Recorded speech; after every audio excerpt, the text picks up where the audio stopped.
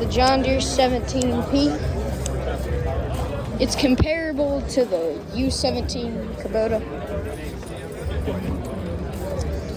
So we got a nice little cab up here.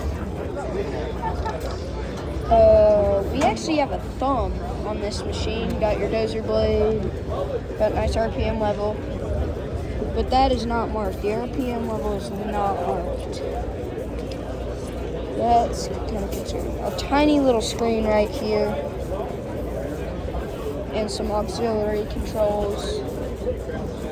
But these are some weird foot pedal controls right here. There's no, like, you have to pull your foot back.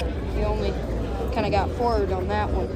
But you can also swing your boom to the left, to the right. Well, just this part right here with the little foot control right there. And that's the John Deere 17P.